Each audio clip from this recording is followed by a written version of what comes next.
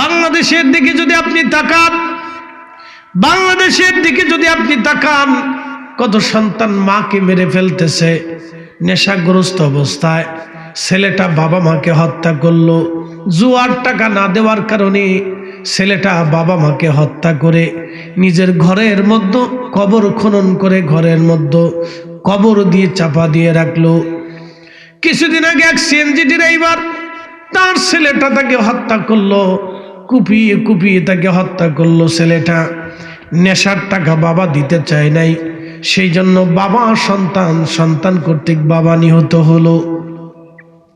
বন্ধ মনোযোগ দিবেন হাজিরিন, পৃথিবীতে কখনো আপনি দেখেন নাই কোন পশু তার বাচ্চাকে হত্যা করে ফেলে, কিন্তু এই মানব জাতি তার বাচ্চা হত্যা করে। আজকেও খবরে দেখলাম এক মহিলা তার নিজের সন্তানকে হত্যা করে পরপুরুষের হাত ধরে পালিয়ে চলে গেছে।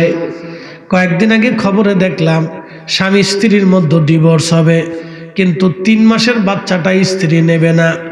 মহিলার একটাই কথা, আমার ভবিষ্যৎ আছে, আমি এই সন্তান নেব না।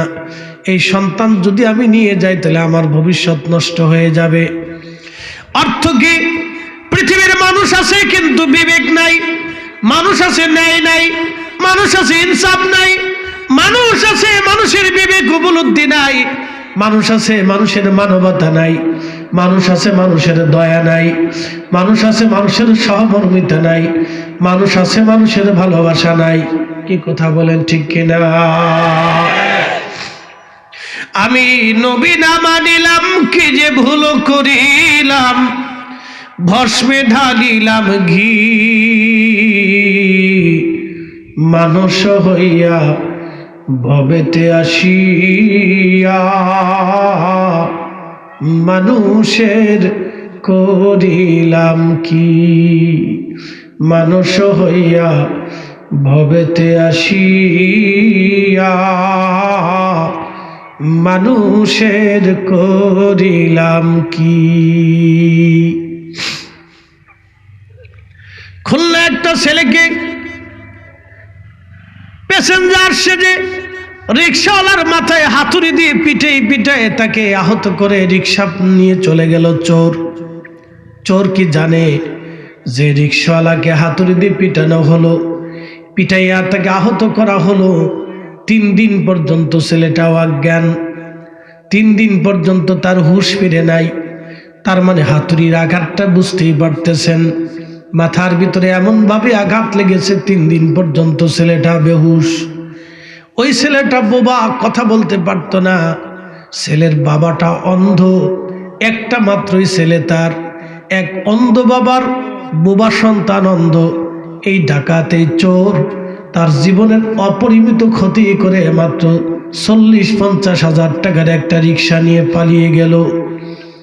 বুঝেন তো, মানুষ এত নিকৃষ্ট কাজ করে, পশু পাখিরা এই নিকৃষ্ট কাজ করে না। মুসলমান ভালো করে শুনে যাবেন, মানুষ মানুষকে খুন করে, মানুষ মানুষকে হত্যা করে, কিন্তু কুকুরে কুকুরে লড়াই হয়। জীবনে দেখেন নাই কোনো কুকুরকে মেরে ফেলে দেয়, বিড়ালে লড়াই হয়।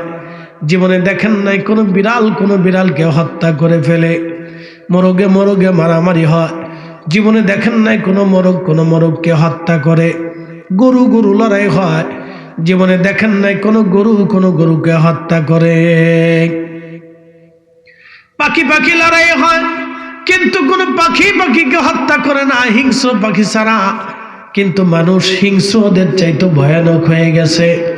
রাস্তা দিয়ে হেঁটে যাবেন, 50 বছর আগে এখান থেকে রবির বাজার পর্যন্ত হেঁটে গেলে মানুষ ভয় পাইতো রাস্তায় ভূত আছে কিনা, ভূতে ধরে কিনা, শিয়াল কুকুর আছে কিনা। এখন রাস্তা থেকে মানুষ কুত্তারে ভয় পায় না, শিয়ালকে ভয় পায় না, ভূতেরও পায় না।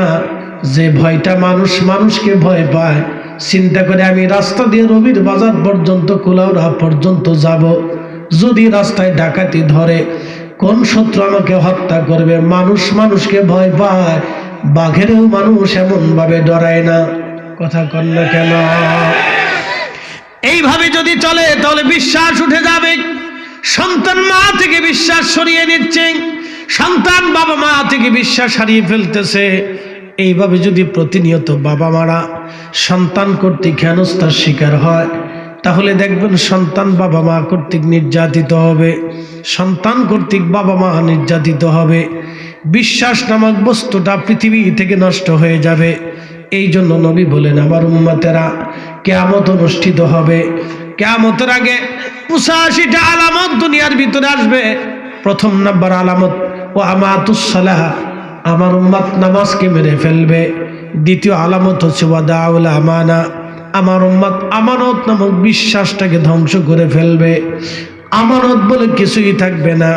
আপনি উন্নত বিশ্ব যদি চলে যান, মানুষ একা একা বসবাস করে, পৃথিবীর উন্নত দেশে চলে যাবেন, উন্নত বিশ্বে চলে যাওয়ার পরে দেখবেন মানুষ একা একা বসবাস করে। একটা ঘরের ভিতরে মানুষ মরে যায়, একাকী মারা যায় এবং ওই অবস্থায় মরে থাকে। গন্তব্যের না হওয়া পর্যন্ত কেউ খোঁজ পায় না। জাপানে চলে যাবেন, অনেক সুখ আছে, কিন্তু আপনি মানুষ একাকিত্ব বরণ করতেছে। কারণ কি? বৃদ্ধ হয়ে যাওয়ার পরে সন্তানরা ঘরে রাখে না, বৃদ্ধাশ্রমে পাঠিয়ে দেয়। সন্তান আর নিজের কাছে বাবা মাকে রাখে না। এই অপসংস্কৃতি বাংলাদেশেও দিন দিন আমাদের দিকে ধেয়ে আসতেছে। আমরাও চাই আমাদের দেশে অপসংস্কৃতি আসুক, আর এইভাবে বৃদ্ধ আশ্রমে বাবা মারে রাখুক। এইভাবে যদি চলতে থাকে, তাহলে আগামীর সংসার ধ্বংস হয়ে যাবে, আগামীর বাংলাদেশ অন্ধকারে নিমজ্জিত হয়ে যাবে, আগামীর সমাজ একেবারে ধ্বংস হয়ে যাবে। মানুষ থাকবে, মানবতা থাকবে না, মানুষ থাকবে, ভালোবাসা থাকবে না, মানুষ থাকবে, মানুষ তার মানুষত্ব হারাবে, মানুষ তার মানবতা হারিয়ে ফেলবে। কথা বলেন ঠিক কিনা? ইন্নাল হামদালিল্লাহ,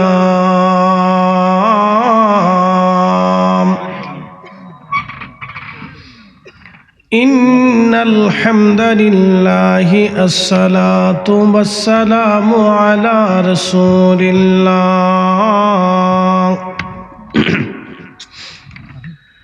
আলা রাসূলিল্লাহি ওয়া আলা আলিহি ওয়া আসহাবিহি ওয়া আহলি বাইতিহি ওয়া আউলিয়াই মিল্লাহ وأولياء ملته وعلماء أهل سنته أجمعين. أما بعد، فقد قال الله تعالى في كلامه المجيد: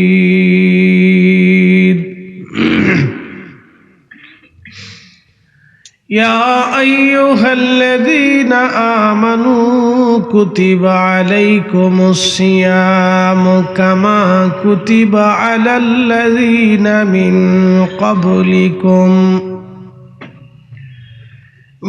قبلكم لعلكم تتقون. في شأن حبيبه ومحبوبه إن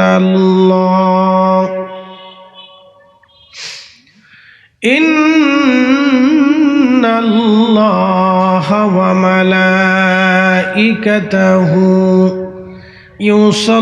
يصلون على النبي يا أيها الذين آمنوا صلوا عليه وسلموا تسليما.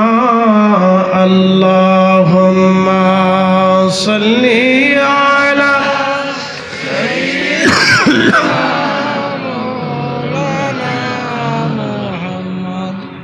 وعلى آل سيدنا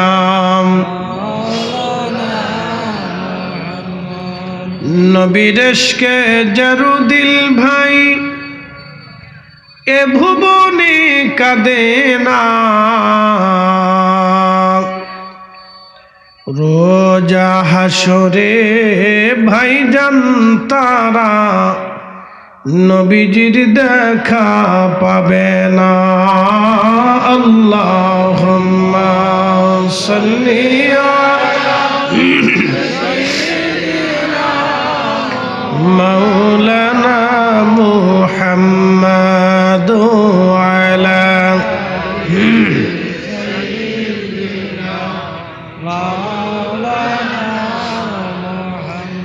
বাড়ি বাড়ি কররে মন, এ বাড়ি ঘর তোমার না। যেই বাড়িতে শুইবারে মন, কবর তাহার ঠিকানা। আল্লাহুম্মা সাল্লি আলা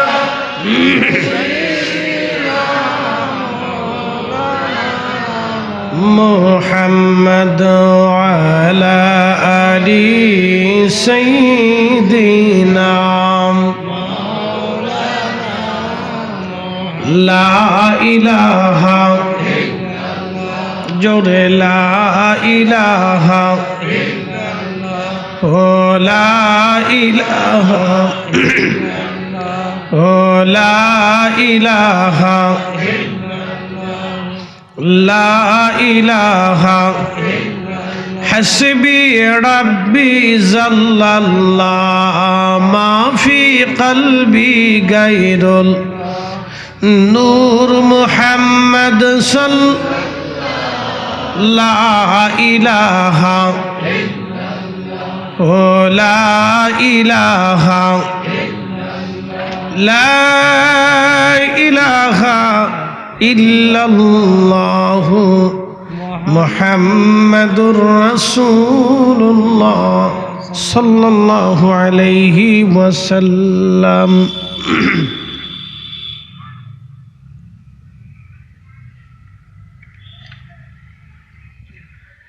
দক্ষিণ টাট্টিউলি দারুস সুন্নাহ ইবতেদায়ী মাদ্রাসার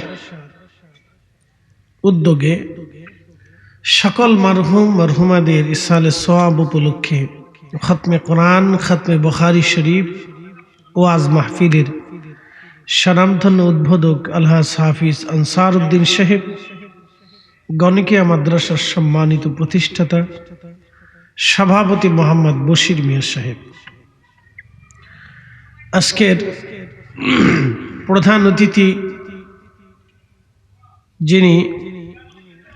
তিনি শাইখুল হাদিস আল্লামা আব্দুল মুনিম মঞ্জুল আলী সাহেব, তিনার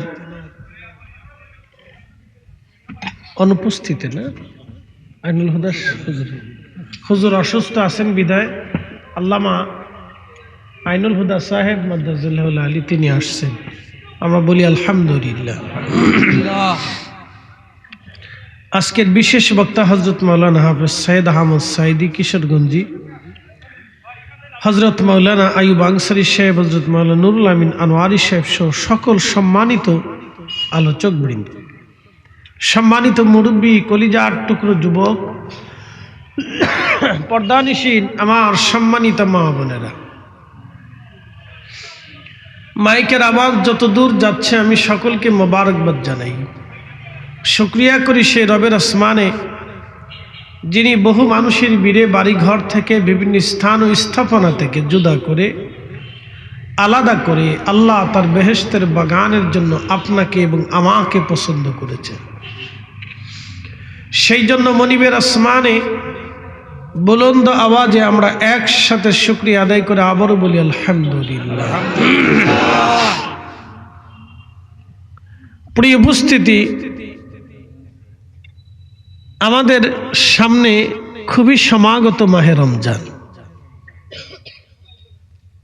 একেবারে সন্নিকটে এই মাহে রমজান আমাদের খুবই সমাগত। আপনাদেরকে মুক্তাসের একটা ধারণা দিই, এখন শীতকাল, মূলত সবজি প্রচুর পরিমাণে হয়, ঠিক আছে না? এরপরে আসতেছে গ্রীষ্ম, বসন্তের পরেই গ্রীষ্ম। এখন তো বসন্ত ছোঁয়া লেগে গেছে, বসন্তের ছোঁয়া লাগছে। তো মনোযোগ দেন, আম গাছগুলিতে, বিভিন্ন ফল গাছগুলিতে ধীরে ধীরে ফুল আসা শুরু হচ্ছে। তো গ্রীষ্মকালে প্রচুর পরিমাণে ফল পাওয়া যায়, আম ফল, কাঁঠাল ফল, এগুলি গ্রীষ্মকালে প্রচুর পরিমাণে উৎপন্ন হয়। তো ধানের সিজনে ধান, ফলের সিজনে ফল, সবজির সময়ে সবজি। তো প্রত্যেক কিছুরই এক একটা সিজন আছে। বৃষ্টির সিজনে প্রচুর বৃষ্টি, শীতের সিজনে প্রচুর শীত। তো মনোযোগ দিবেন, মাহে রমজানটা হচ্ছে নেকের মৌসুম। এই মাসে যত বেশি পড়েন, অধিক পরিমাণে নেক করে নিজের নেকের গোডাউনে নেকি জমা করার মৌসুম হচ্ছে মাহে রমজান। মাসটা এমন যে আপনি এই মাসটা যদি কষ্ট করেন তাহলে আপনি নিষ্পাপ হয়ে যাবেন। এই মাসটা যদি আপনি পরিশ্রম করেন তাহলে আপনি নিষ্পাপ হয়ে যাবেন, বেগুনাহ হয়ে যাবেন। আমরা তো দিন শেষে আল্লাহর কাছে চলে যাব, কথা ঠিক আছে কিনা? কার কাছে যাব? এতে কি কোনো সন্দেহ আছে? আমাদের দেশে যারা সনাতনী আছে, হিন্দু ধর্মে বিশ্বাসী আছে, হিন্দু আসলে কোন ধর্মের নাম না। এই পুরো অঞ্চলটাকে আর কি হিন্দ বলা হতো, তা হিন্দ থেকে হিন্দু হিন্দু হয়েছে আর কি। যেমন আরবদেরকে আরবি বলা হয়। রুশ, রাশিয়াতে যারা জন্ম নেয় তাদেরকে রুশ বলা হয়। আমেরিকায় যারা জন্ম তাদের মার্কিন বলে। ইউরোপের মহাদেশে বিভিন্ন দেশে মানুষ বাস করে, ওদেরকে ইউরোপিয়ান বলে, অস্ট্রেলিয়ান বলে, মালয়েশিয়ান বলে, বিভিন্ন দেশের নামে যেরকম নাম আছে না। এই অঞ্চলের আগে নাম ছিল হিন্দ, এই জন্য হিন্দ থেকে হিন্দু, হিন্দু হিন্দু হইতে হলে হিন্দু হয়ে গেছে। তো হিন্দু কোনো ধর্মের নাম না, হিন্দুদের ধর্মের নাম হচ্ছে সনাতনী। তো সনাতনী ধর্মের যারা বিশ্বাসে আছে তাদের বিশ্বাস হলো আবার আসিব ফিরে, ধানসিঁড়িটির তীরে, নবান্নে এ বাংলায় হয়তো শালিকের বেশে, না হয় শঙ্খ চিলে। কবি জীবনানন্দ দাশ তার কবিতার ছন্দে কথাগুলি ফুটিয়ে তুলেছেন। তাদের বিশ্বাসে হচ্ছে আমি আবার পৃথিবীতে ফিরে আসব, হয়তো পাখি হয়ে, না হয় পশু পাখি হয়ে, না হয় আবার মানব আকৃতি হয়ে আমাদেরকে আবার পৃথিবীতে ফিরাবে। এটা হচ্ছে তাদের বিশ্বাস। আমাদের বিশ্বাসে কি আর ফিরে আসার কোনো সুযোগ আছে? নাই। মানুষ মারা যাওয়ার পরে আমরা একটা শব্দ উচ্চারণ করি, ইন্না লিল্লাহ, নিশ্চয় আমরা আল্লাহর জন্য, ওয়া ইন্না ইলাইহি রাজিউন, আমরা আল্লাহর কাছে ফিরে চলে যাব। একসাথে বলেন, কার কাছে? আমরা আল্লাহর কাছে ফিরে চলে যাব। তা আমরা যে আল্লাহর কাছে ফিরে চলে যাব, তো কি নিয়ে যাব? আমরা যে আল্লাহর কাছে যাব তো কি নিয়ে যাব? দুনিয়ার অর্থ সম্পদ, টাকা কড়ি, খ্যাতি, মান সম্মান, বিদ্যা বুদ্ধি, অর্থ বিত্ত, রাজনীতি বিরাজনীতি, শিক্ষা দীক্ষা, জ্ঞান গরিমা, যা কিছু আছে তাহাকে কিয়ামতের ময়দানে মূলতই কোনো কাজে লাগবে? আমাকে মুক্তি দিতে পারবে? তাহলে কি মুক্তি দিবে? এক নম্বর ঈমান, দুই নম্বরে আমল। এই দুইটা জিনিস আমাকে হাসরে মুক্তি দিবে, নতুবা কোনো লাভ নেই। আমি আপনাদেরকে আরেকটু বুঝাই বলি। দুনিয়াতে অনেক মানুষ থাকবে সম্মানিত, কিন্তু কিয়ামতের ময়দানে তারা লাঞ্ছিত হবে। দুনিয়াতে কিছু মানুষ থাকবে বঞ্চিত গঞ্চিত, কিন্তু কিয়ামতের ময়দানে তারা সম্মানিত হবে। একসাথে বলবেন আল্লাহু আকবার। না হয় না, আরো জোরে বলেন। আপনাদেরকে বুঝাচ্ছি। একজন ব্যক্তি, আমার দিকে তাকান, খুব মনোযোগ দিবেন। দুনিয়াতে কিছু মানুষ থাকবে বঞ্চিত গঞ্চিত লাঞ্ছিত, কিন্তু কিয়ামতে তারা সম্মানিত হবে একটা কারণে। আল্লাহ বলেন, ইন্না আকরামাকুম ইনদাল্লাহি আতকাকুম,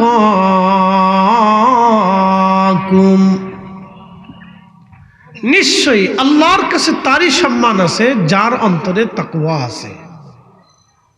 যার তাকওয়া নাই তার কোনো মূল্য নেই। আপনাদেরকে একটা পরিসংখ্যান দিয়ে বুঝাই। একজন ব্যক্তি পরিশ্রম করে, সারাদিন পরিশ্রম করে 500 টাকা রুজি করে। আছে না এরকম ভাই? সারাদিন পরিশ্রম করার পরে সে 500, 700, 1000 টাকা রুটি রুজি করে, কিন্তু সে পরিশ্রম করে হালাল, তার রুটি রুজিও হালাল। সেই হালাল রুটি রুজি দিয়ে তার ছোট্ট সংসার, তার ছেলে মেয়ে, স্ত্রী, পুত্র পরিজন, ঘরে একটা বৃদ্ধ বা অথবা একটা অসুস্থ বাবা আছে, তারে নিয়ে সে সংসার করে। ভালো করে বুঝবে, লোকটার খাবার হালাল, পানি হালাল, পোশাক হালাল, বস্ত্র হালাল, জিন্দিগি হালাল, ঘর হালাল।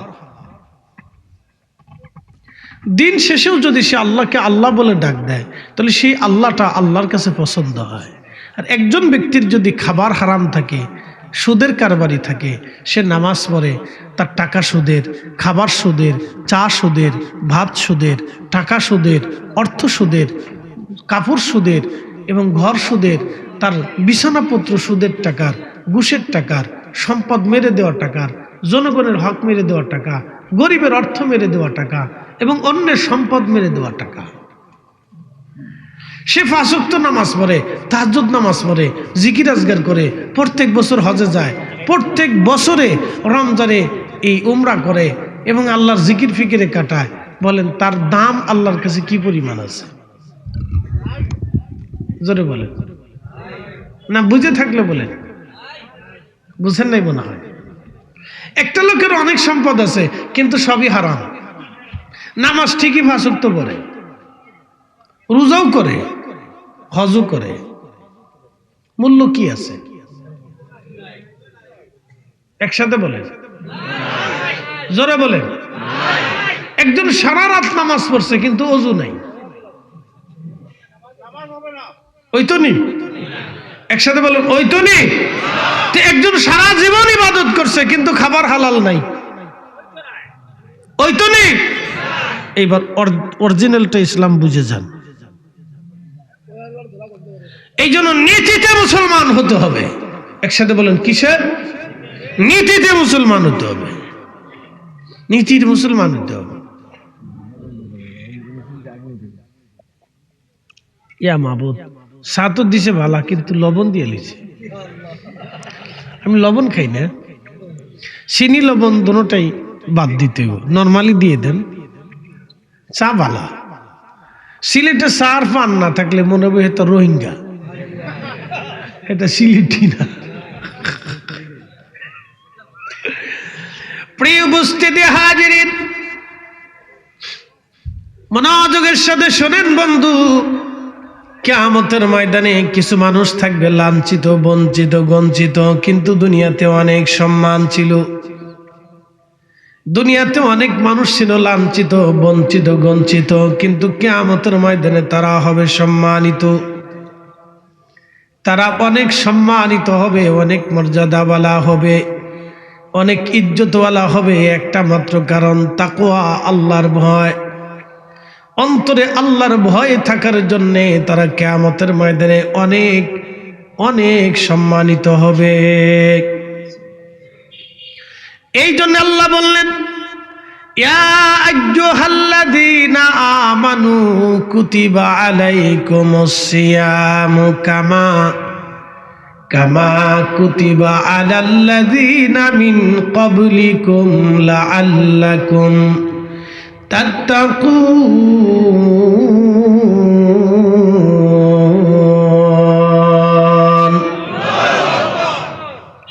হ্যাঁ ইমানদারেরা, তোমাদের জন্য মাহে রমজান যেইভাবে ফরজ করেছি, পূর্ববর্তীদের জন্য মাহে রমজান ফরজ ছিল, বা পূর্ববর্তীদের জন্য যেইভাবে ফরজ করেছি, তোমাদের জন্য মাহে রমজান আমি দিয়েছি।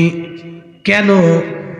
লাআল্লাকুম তাত্তাকুন, তোমরা যাতে মুত্তাকি হতে পারো, তোমরা যাতে মুত্তাকি হতে পারো, সেই জন্য মাহে রমজান আমি তোমরারে দিলাম, মাহে রমজান আমি দিলাম।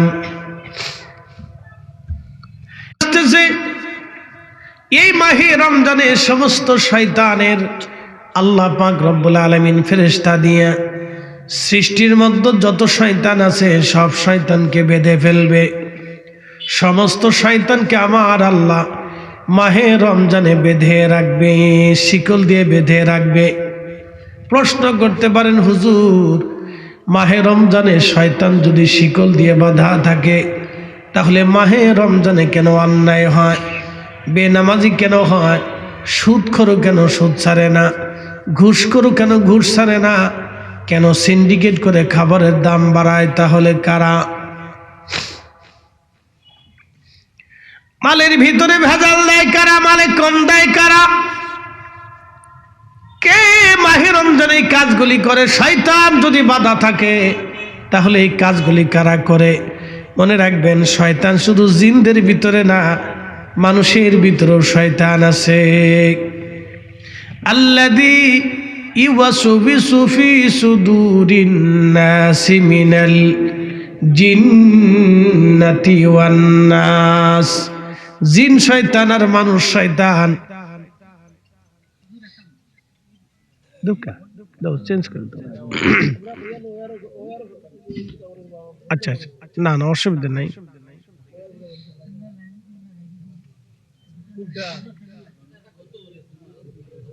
হয় হয়,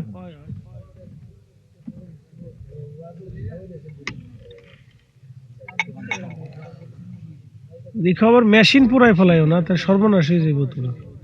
হ্যাঁ, মেশিন একটা পড়ে গেছে। ইয়া আল্লাহ, তো অনেক ক্ষতি হয়ে গেল।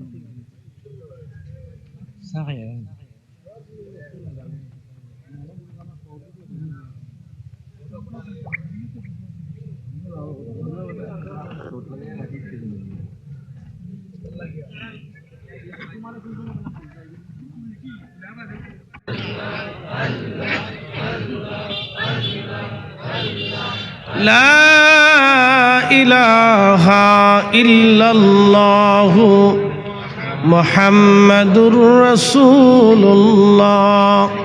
পড়ি সাল্লাল্লাহু আলাইহি ওয়াসাল্লাম। আমরা ধৈর্য ধরি, ইনশাআল্লাহ সব ঠিক হবে।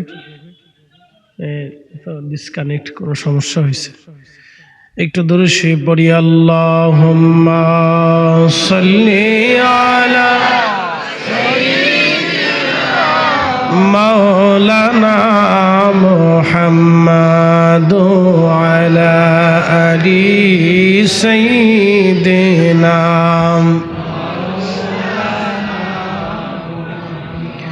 উড়ে যাও রে মাহফিলের হাওয়া,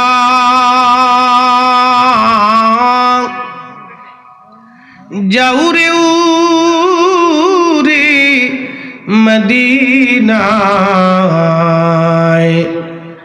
আমাদের দরুদ পৌঁছে দিও নূর নবীজির পাক রওজায়। আল্লাহুম্মা সাইয়্যিদিনা মাওলানা মুহাম্মদ ওয়া আলা সাইয়্যিদিনা।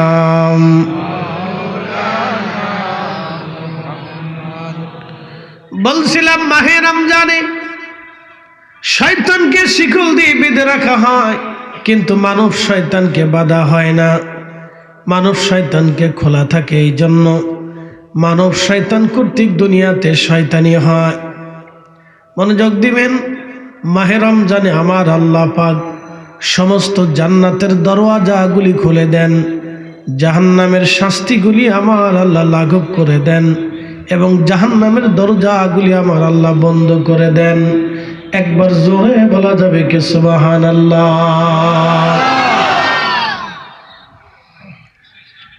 এ মুসলমান, মনোযোগ দিবেন।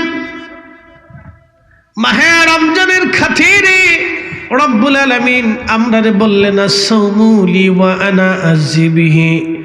রোজা আমার জন্যই রাখা হয় এবং এই রোজার প্রতিদান আমি রব্বুল আলামিন দিয়ে দিব। কি পরিমাণে দিবে? বিগাইরি হিসাব, একেবারে পরিমাণবিহীন, অপরিমিত আল্লাহ পাক আমরারে এই মাহে রমজানে প্রতিদান দিয়ে দিবেন। প্রিয় উপস্থিতি, সৃষ্টির মধ্যে 2,24,000 নবী রাসূল দুনিয়া থেকে চলে গেলেন। তাদের উম্মত দুনিয়া থেকে চলে গেলেন। নবীদের মুজিজা শেষ হয়ে গেল, নবীদের নবুয়ত শেষ হয়ে গেল, নবীদের সমস্ত কর্মকাণ্ডগুলি শেষ হয়ে গেল। কিন্তু আল্লাহ আখিরি নবী হিসেবে আমরা নবীকে আল্লাহ পাঠাইলেন। সেই নবীর মাধ্যম দিয়ে আল্লাহ কিয়ামত পর্যন্ত এই দিন ধর্মকে আমার আল্লাহ চালু রাখবেন।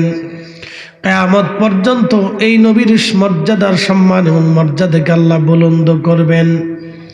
১৬ লক্ষ নবী চলে গেল, মতান্তরে ২,২৪,০০০ নবী রাসূল চলে গেল, কাউকে আল্লাহ এতটা মর্যাদা দেন নাই। আল্লাহ এই নবীর সম্মানের দিকে তাকায়া এই নবীর উম্মতকে আমার আল্লাহ ৭০ গুণ মর্যাদা দিয়েছেন। একবার জোরে বলা যাবে কে মারহাবা। তেলের গাড়ি তেলে চলে,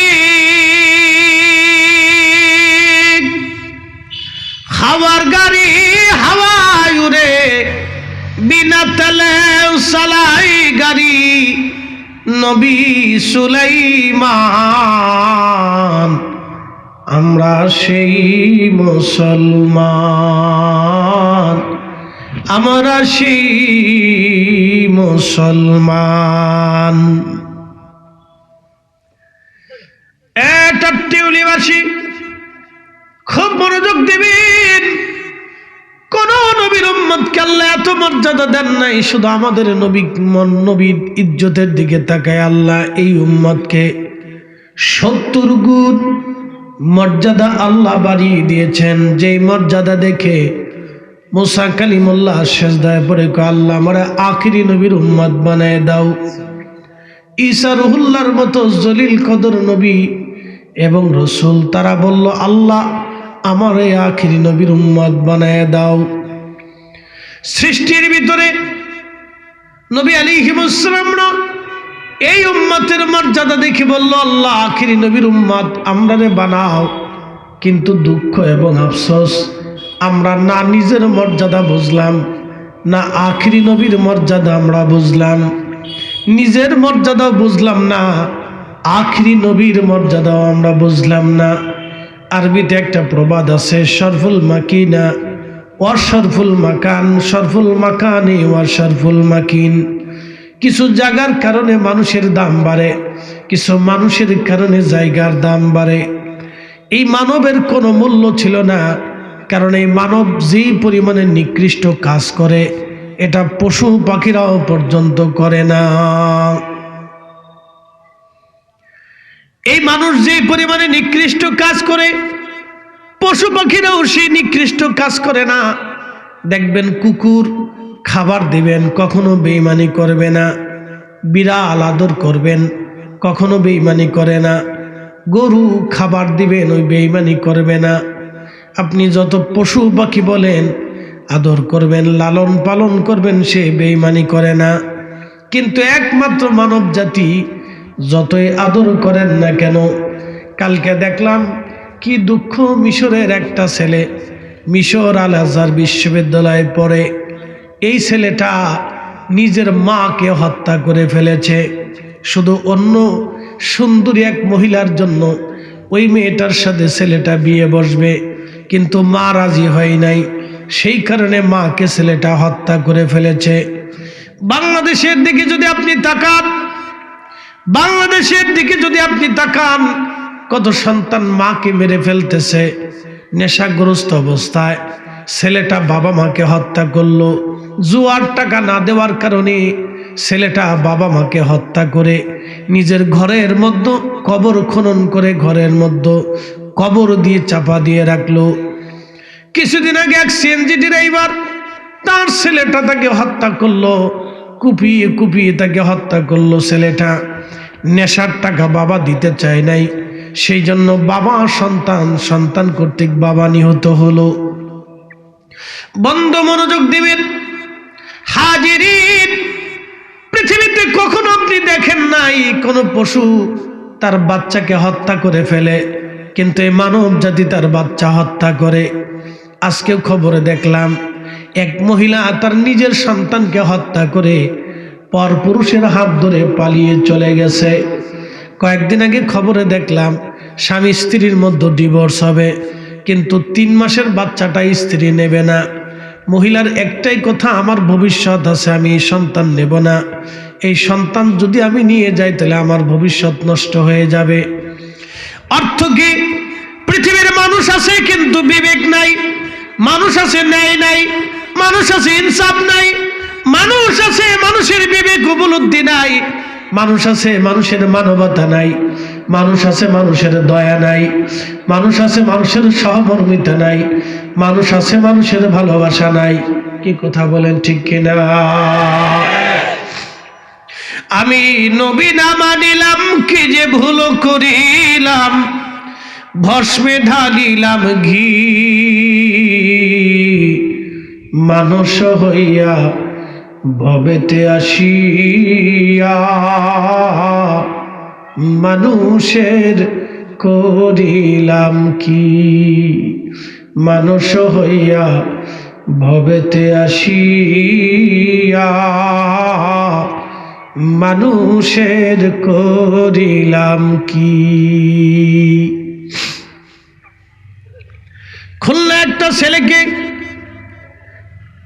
প্যাসেঞ্জার সেজে রিক্সাওয়ালার মাথায় হাতুড়ি দিয়ে পিটাই তাকে আহত করে রিক্সা নিয়ে চলে গেল চোর। চোর কি জানে যে রিক্সাওয়ালাকে হাতুড়ি দিয়ে পিটানো হলো, পিটাইয়া তাকে আহত করা হলো। 3 দিন পর্যন্ত ছেলেটাও অজ্ঞান, 3 দিন পর্যন্ত তার হুঁশ ফিরে নাই। তার মানে হাতুড়ির আঘাতটা বুঝতেই পারতেছেন, মাথার ভিতরে এমনভাবে আঘাত লেগেছে 3 দিন পর্যন্ত ছেলেটা বেহুশ। ওই ছেলেটা বোবা, কথা বলতে পারতো না। ছেলের বাবাটা অন্ধ, একটা মাত্রই ছেলে তার, এক অন্ধ বাবার বোবা সন্তান অন্ধ। এই ডাকাত, এই চোর তার জীবনের অপরিমিত ক্ষতি করে মাত্র 40-50 হাজার টাকার একটা রিক্সা নিয়ে পালিয়ে গেল। বুঝেন তো, মানুষ এত নিকৃষ্ট কাজ করে, পশু পাখিরা এই নিকৃষ্ট কাজ করে না। এ মুসলমান, ভালো করে শুনে যাবেন, মানুষ মানুষকে খুন করে, মানুষ মানুষকে হত্যা করে, কিন্তু কুকুরে কুকুরে লড়াই হয়। জীবনে দেখেন নাই কোনো কুকুরকে মেরে ফেলে দেয়, বিড়ালে বিড়ালে লড়াই হয়। জীবনে দেখেন নাই কোনো বিড়ালকে হত্যা করে ফেলে, মোরগে মারামারি হয়। জীবনে দেখেন নাই কোনো মোরগকে হত্যা করে। গরু লড়াই হয়, জীবনে দেখেন নাই কোনো গরুকে হত্যা করে। পাখি লড়াই হয়, কিন্তু কোনো পাখিকে হত্যা করে না, হিংস্র পাখি ছাড়া। কিন্তু মানুষ হিংস্রদের চাইতে ভয়ানক হয়ে গেছে। রাস্তা দিয়ে হেঁটে যাবেন, 50 বছর আগে এখান থেকে রবির বাজার পর্যন্ত হেঁটে গেলে মানুষ ভয় পাইতো রাস্তায় ভূত আছে কিনা, ভূতে ধরে কিনা, শিয়াল কুকুর আছে কিনা। এখন রাস্তা থেকে মানুষ কুত্তারে ভয় পায় না, শিয়ালকে ভয় পায় না, ভূতেরও পায় না। যে ভয়টা মানুষকে ভয় পায়, চিন্তা করে আমি রাস্তা দিয়ে রবির বাজার পর্যন্ত, কুলাউড়া পর্যন্ত যাব, যদি রাস্তায় ডাকাতি ধরে, কোন শত্রু আমাকে হত্যা করবে? মানুষকে ভয় পায়, বাঘেরও মানুষ এমন ভাবে ডরায় না। কথা কন না কেন? এইভাবে যদি চলে তাহলে বিশ্বাস উঠে যাবে। সন্তান মা থেকে বিশ্বাস সরিয়ে নিচ্ছে, সন্তান বাবা মা থেকে বিশ্বাস হারিয়ে ফেলতেছে। এইভাবে যদি প্রতিনিয়ত বাবা মারা সন্তান কর্তৃক হেনস্থার শিকার হয়, তাহলে দেখবেন সন্তান বাবা মা কর্তৃক নির্যাতিত হবে, সন্তান কর্তৃক বাবা মা নির্যাতিত হবে। বিশ্বাস নামক বস্তুটা পৃথিবী থেকে নষ্ট হয়ে যাবে। এই জন্য নবী বলেন, আমার উম্মতেরা কিয়ামত অনুষ্ঠিত হবে, কিয়ামতের আগে 85টা আলামত দুনিয়ার ভিতরে আসবে। প্রথম নাম্বার আলামত, ও আমাতুস সালাহ, আমার উম্মত নামাজকে মেরে ফেলবে। দ্বিতীয় আলামত হচ্ছে ওয়াদাউল আমানা, আমার উম্মত আমানত নামক বিশ্বাসটাকে ধ্বংস করে ফেলবে। আমানত বলে কিছুই থাকবে না। আপনি উন্নত বিশ্ব যদি চলে যান, মানুষ একা একা বসবাস করে, পৃথিবীর উন্নত দেশে চলে যাবেন, উন্নত বিশ্বে চলে যাওয়ার পরে দেখবেন মানুষ একা একা বসবাস করে।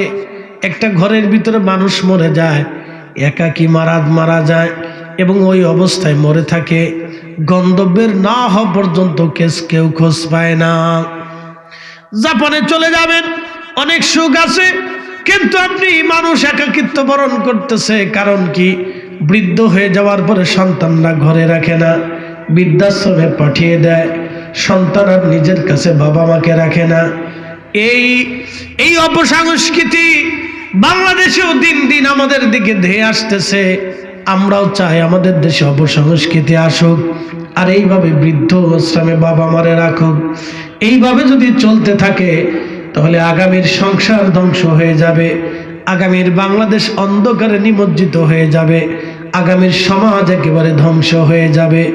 মানুষ থাকবে, মানবতা থাকবে না, মানুষ থাকবে, ভালোবাসা থাকবে না, মানুষ থাকবে, মানুষ তার মানুষত্ব হারাবে, মানুষ তার মানবতা হারিয়ে ফেলবে। কথা বলেন ঠিক কিনা? এই যে সামনে নির্বাচন আসতেছে, দেখবেন একটু কত জায়গা মারামারি হবে, খুন খারাপি হবে ভোটের জন্য।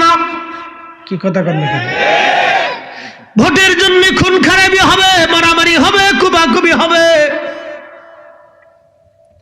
মিথ্যা মামলা দেওয়া হবে, জেলে দেওয়া হবে, ভরে দেওয়া হবে, কত কিছু, আগুনে বাড়িতে আগুন হবে। কেন? এগুলি কি মানুষের কাজ? এটাই কি মুসলমানের কাজ? এজন্য কি নবীজি দাওয়াত নিয়ে এসেছিলেন? এজন্য কি সাহাবীরা জীবন দিয়ে গেলেন? এজন্য কি ইমাম হাসান হুসাইন জীবন দিলেন? এজন্য কি হযরত হামজা শহীদ হলেন? এজন্য কি হযরত জাফরের 2টা হাত কাফেররা কেটে ফেলল? এজন্য কি ফাতেমা রাদিয়াল্লাহু আনহার কলিজার টুকরারা শহীদ হলো? এজন্যই কি হযরত ওমর শহীদ হলো? এজন্যই কি হযরত আলী শহীদ হলো? এজন্যই কি উসমান গনি জিন্নুরাইন শহীদ হলো? এজন্য কি তালহা জুবাইররা শহীদ হলো? এজন্য কি সাদ বিন আবি ওয়াক্কাস শহীদ হলো? এজন্য কি 1.5 লক্ষ সাহাবী বাড়িঘর ফেলাইয়া পৃথিবীর রন্দে রন্দে তারা ছড়াইয়া এই কালেমার দাওয়াত কি তারা এই জন্যই পৌঁছাইলো যে আমরা ভাইরা ভাইরা মারামারি করব, নিজেরা খুন খারাপি করব, রক্তপাত করব, ক্ষমতার জন্য রক্তপাত হবে, অর্থের জন্য রক্তপাত হবে। 1 ইঞ্চি জমি মানুষ রাস্তায় ছাড়তে চায় না। এজন্য কি নবীজি এসেছিলেন? কি আশ্চর্য! আপনি ভাবেন তো, রাসূল কি জন্য আসছিলেন? এজন্যই কি উহুদের ময়দানে দাঁত ভেঙেছিলেন? এজন্যই কি উহুদের ময়দানে দাঁত ভেঙেছিলেন? এজন্যই কি মাতৃভূমি ছেড়ে মদিনায় হিজরত করে চলে গিয়েছিলেন? এজন্যই কি শিয়াবে আবি তালিবে 2টা বছর আমার রাসূল না খেয়ে খোদায় খোদায় যন্ত্রণা নিয়ে ছোট্ট বাচ্চা ফাতেমা রাদিয়াল্লাহু আনহা পুষ্টিহীন হয়ে গেলেন। খোদায় খোদায় হযরতে ফাতেমা রাদিয়াল্লাহু আনহা পুষ্টিহীন হয়ে গেলেন। ওই অবস্থায় আহা 2টা বছর পর্যন্ত নবী গৃহবন্দী রইলেন। নিজেরা খুন খারাপি হবে, ক্ষমতার জন্য একজন আরেকজনের মাথায় বাড়ি মারবে। এজন্যই কি আমরা মুসলমান? এজন্যই কি দিন কবুল করেছি? এজন্যই কি ইসলাম আমরা কবুল করেছি? এই জন্যই কি আমরা কোরআনের কথা বলি? এই জন্যই কি আমরা রাসূলের সুন্নতের কথা বলি? মুখে বলি একটা, কাজে করি আর একটা। কি কথা বললে কেন? বলেন। মুখে বলি একটা, কাজে করি আর একটা। আল্লাহ রাসূল বলেন আমার উম্মত মুনাফিকের আলামত 3টা। কোথায় কোথায় মিথ্যা বলবে, আমানত রাখলে খেয়ানত করবে, ওয়াদা করলে বরখেলাপ করবে। এই 3টা বদ গুণ যদি কারো মধ্যে দেখো তাহলে বুঝবা সে নিশ্চিত মুনাফিক। আপনি ঠিক বললেও ঠিক, না ঠিক বললেও ঠিক, 1450 বছর আগে আল্লাহর নবী যেটা বলেন ওটাই ঠিক। কোথায় কোথায় মিথ্যা বলবে, আমানত রাখলে খেয়ানত করবে, ওয়াদা করলে বরখেলাপ করবে। এটাই মুনাফিকের আলামত, এটাই মুনাফিকের আলামত। এই হিসাব যদি কষে দেখেন বাংলাদেশে লক্ষ লক্ষ মুনাফিক আপনি খুঁজে পাবেন। কোটি কোটি মুনাফিক বাংলাদেশে আছে। আমরা অনেকে কয় হুজুর বাংলাদেশের মতো এরকম সেরা মুসলমান পৃথিবীতে নাই। খুব ভালো মুসলমান, দোকানে বাকি খাইলে ফেরত দেয় না। কি বাপরে বাপ! জমির জন্য ভাই ভাইরে খুন করে ফেলতেছে, ভাই ভাইরে খুন করতেছে, এটা টাটকা মুসলমান। কুলাউড়াবাসী ভালো করে শুনে যাবেন হাজিরিন, রসুল দিলেন কি আর আমরা করলাম কি? নবী কেন আসলেন আমরা এটাই বুঝলাম না। কত বড় দামি নবীর উম্মত আপনি বুঝেন। এই উম্মতের মর্যাদা দেখে, এই উম্মতের সম্মান দেখে হযরত ঈসা রুহুল্লাহ সিজদায় পড়ে কাঁদে, বলে আল্লাহ আপনি আমার আখিরি নবীর উম্মত বানায়া দেন। না না জোরে বলেন সুবহানাল্লাহ। আপনি আমার আখিরি নবীর উম্মত বানাই দেন। কুলাউড়াবাসী এই উম্মতের মর্যাদা দেখে মুসা কালিমুল্লাহ ডাক দেখ, আল্লাহ আমার আখিরি নবীর উম্মত বানায় দেন। এমন কোন নবী নাই রে যে নবী এই উম্মতের মর্যাদা দেখে না বলেছিল আল্লাহ আমার আখিরি নবীর উম্মত বানায় দেন। তাহলে আপনি বলেন তো, উম্মতের যদি এত দাম হয়, আমার রসুলের মর্যাদা কত? 10টা বছর ধরে হযরত আনাস নবীর খেদমত করেছেন, জীবনে কোনোদিন নবী একটা ধমক দেন নাই। সুবহানাল্লাহ বলা যাবে না? দেখেন বিমানের একজন সাবেক কর্মকর্তা, ধনী ব্যক্তিরা ঢাকা শহরে, বাংলাদেশের বড় বড় শহরগুলিতে ধনীদের বাড়িতে আমাদের দেশের কিছু অভাবী মানুষ তাদের ছোট্ট মেয়েটাকে কাজের মেয়ে হিসেবে পাঠায়। তার মেয়েটাকে কাজের মেয়ে হিসেবে পাঠায়।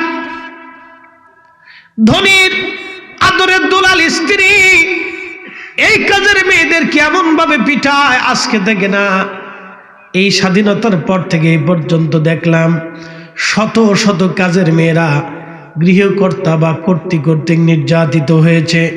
আজও পর্যন্ত কোনো কাজের মেয়ে বিচার পেয়েছে আমার জানা নাই। আরে আসিয়া আজও পর্যন্ত বিচার পায় নাই। এই কথা কর না, জোরে বলে। এই সমাজ থেকে হত্যা করেছে, শুধু হত্যাই করে নাই, থেকে ধর্ষণ করেছে। শুধু ধর্ষণ করে নাই, বেলেট দিয়ে তার মতো ছোট্ট 8 বছরের একটা মেয়ের গুপ্তাঙ্গ কেটে ছিঁড়ে ফেরে নির্মমভাবে তাকে মেরে ফেলেছে।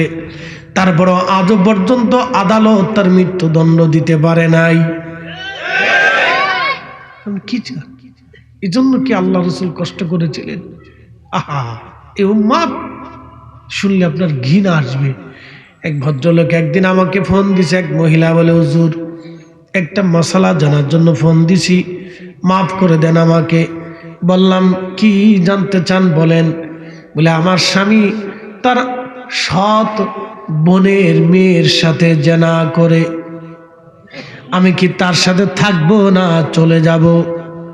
বললাম আপনি কি নিজে দেখেছেন কিনা? না অন্যের কথা শুনেছেন? বলে হুজুর না, আমি নিজে দেখেছি, নিজে দেখেই বলতেছি। আমি কি মাসলা দিব বলেন তো? আমি হয়ে গেলাম। মানুষ এত নিকৃষ্ট কাজ করতে পারে যে কুকুর পর্যন্ত লজ্জা পায়। কথা কর না, মানুষ হতে হবে, আমাদেরকে মানুষ হতে হবে, মানুষ হতে হবে। আমাদের মাইন্ডে চেঞ্জ করতে হবে, পরিবর্তন করতে হবে যে আমরা মানুষ, সৃষ্টির সেরা জীব। শুধু সেরা না, 1.25 লক্ষ নবীর উম্মত থেকে আল্লাহ আমরারে সেরা বানিয়েছেন।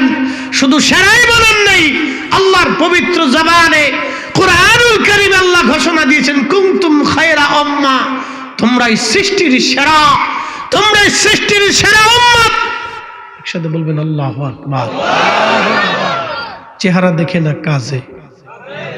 জোরে বলেন, কাজে আল্লাহ আমাদের শ্রেষ্ঠত্ব দিয়েছেন,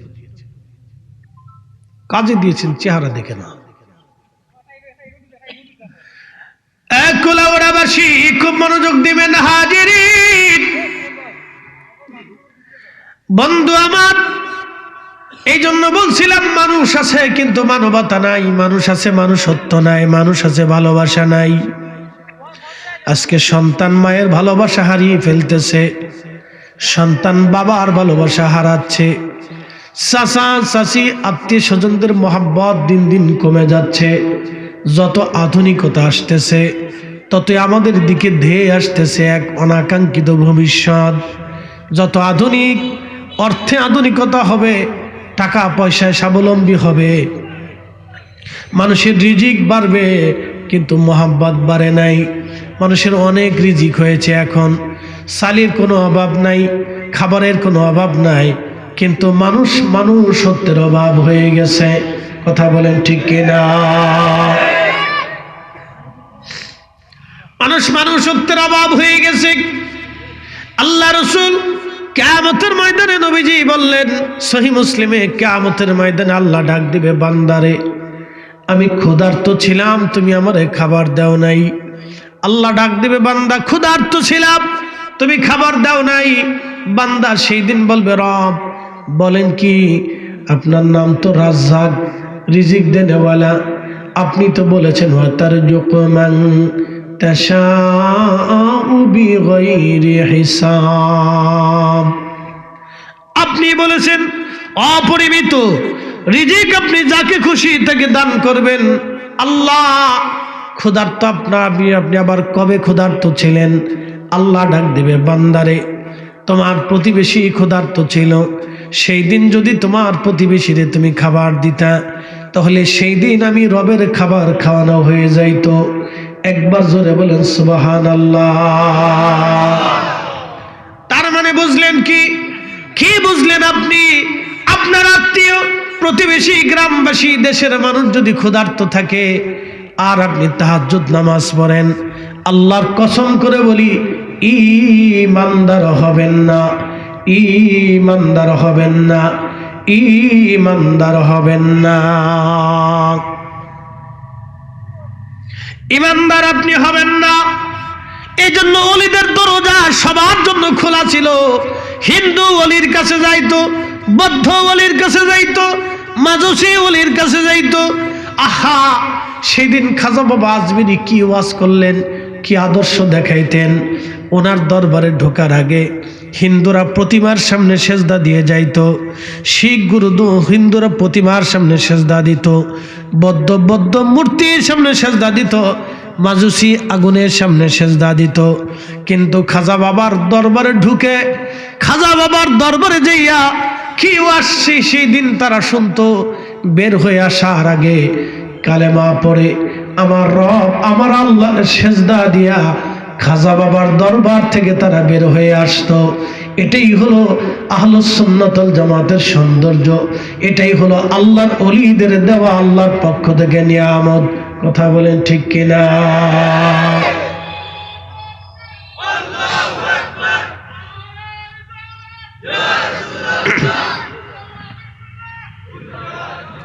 কিন্তু দুঃখের বিষয়, আফসোস, আজ বর্তমানে শিক্ষা ব্যবস্থা থেকে ওলিদের মর্যাদার চ্যাপ্টার বন্ধ করে দেওয়া হচ্ছে। কি ভাবতেছেন? আমাদের বইয়ের ভিতরে লেখা আছে, কচ্ছপের গল্প, খরগোশের গল্প লেখা আছে। কি আছে না? আসেনি? খরগোশ এবং কচ্ছপের গল্প লেখা আছে। গল্পটা যদিও সত্য না, রূপক ভাবে গল্পটা লেখা আছে, কিন্তু গল্পের একটা অর্থ আছে। অর্থ হলো মন্থর গতিতে হলেও লক্ষ্য যদি স্থির থাকে গন্তব্যে পৌঁছানো যায়। এটা হলো খরগোশ এবং কচ্ছপের গল্পের মূল সারাংশ, যে মন্থর গতিতে হলেও লক্ষ্য যদি ঠিক থাকে তাহলে গন্তব্যে পৌঁছানো যায়।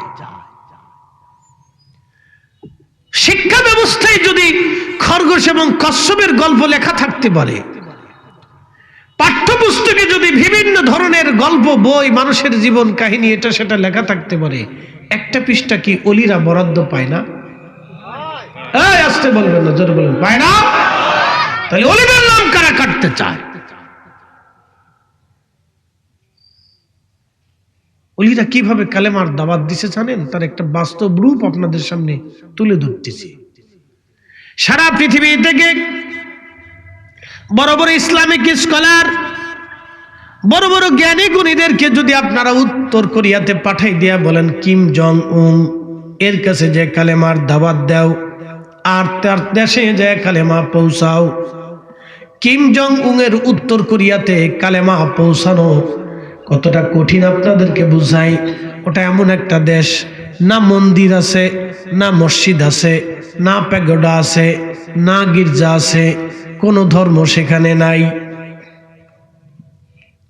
কমিউনিস্ট শাসিত একটা দেশ, কোনো ধর্ম বলে কিছুই নাই সেখানে।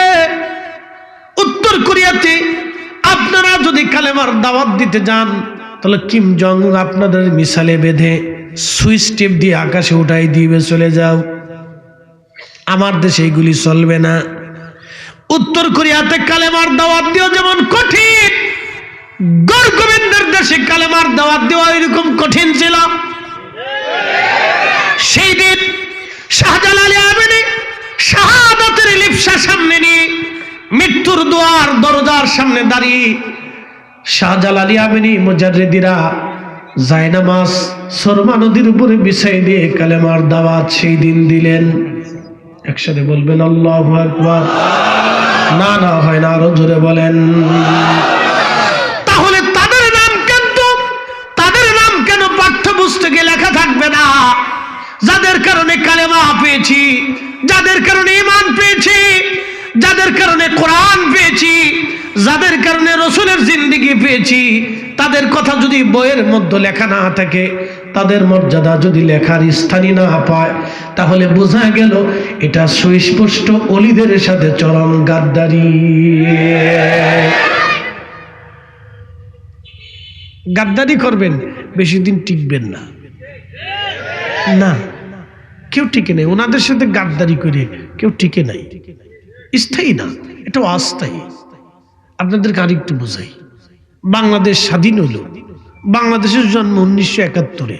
তার আগে ছিল পূর্ব পাকিস্তান, তার আগে ছিল ব্রিটিশ। পাকিস্তান আমলেও শাহজালাল ছিল, ব্রিটিশেও শাহজালাল ছিল, পাকিস্তান পিরিয়ডে ওলি ছিল, তার আগেও ওলি ছিল, তার আগে নবাবী সেখানেও ওলি ছিল, তার আগে মুঘল সালতানাত সেসবে ওলি ছিল, এখনো ওলি আছে, আগামীতেও ওলি থাকবে। বহু রাজা বাদশা আসবে, রাজার নীতি শেষ হবে, রাজদরবার ধ্বংস হবে, রাজত্ব শেষ হয়ে যাবে, মন্ত্রিত্ব শেষ হয়ে যাবে, রাষ্ট্রনীতি শেষ হয়ে যাবে। বাংলাদেশে যদি কমিউনিস্ট আসে তারপরে এদেশে ওলি থাকবে। কথা বলেন ঠিক না বেটা? কে বলছে ওলি থাকবে না? ওলি থাকবে। যদি কোরআন বিশ্বাস করে থাকেন তো ওলি থাকবে, যদি আল্লাহর কালামকে বিশ্বাস করে থাকেন তো ওলি থাকবে। পৃথিবীতে ওলি যেখানে গেছে আল্লাহ ইসলাম সেখানে পাঠিয়েছে। সেই ভারত আরব মহাসাগরের ভিতরে ছোট্ট দ্বীপপুঞ্জ মালদ্বীপে ইব্রাহিম ইস্কান্দারি রাহিমাহুল্লাহর মাজার জিয়ারত করে আসছি। সাগরের ভিতরে দ্বীপপুঞ্জে রাসূল আসার 1000 বছর পরে সেইখানে আল্লাহর ওলিরা কালেমার দাওয়াত নিয়েছে। মালদ্বীপে মালাক্কা সাগরের ভিতরে হুজুর গাউসে পাকের আওলাদের মাজার জিয়ারত করে এসেছি। সেই সাগরের দ্বীপের ভিতরে আল্লাহর ওলি ঘুমিয়ে আছে। সেই দেশে আল্লাহর ওলিরা কালেমার দাওয়াত দিয়েছে। পৃথিবীর এমন কোন জনপদ নাই যেই জনপদে আল্লাহর ওলিরা কালেমার দাওয়াত না দিয়েছে। পৃথিবীর ওলিদের কথা বলেন না, ঠিক না বেটে?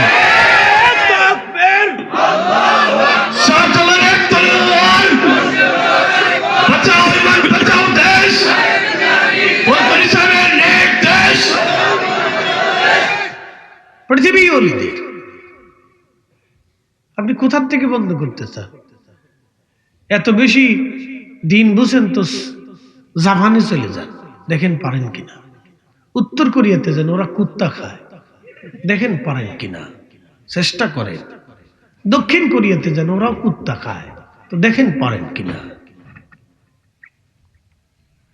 এত বেশি পারেন তো চীনে চলে যান, দেখেন পারেন কিনা। ওলিরা না খেয়ে গাছের পাতা খেয়ে তারপর কালেমার দাওয়াত দিয়ে গেছে। পছন্দ হয় না? না, হ্যাঁ পছন্দ হয় না, পছন্দ হয় না। না 3 দিনের বইটা কি ভাতের কয়ন? আরে বেটা, ও ঠিক মতো পেশাব করে পানি নিতে পারে না।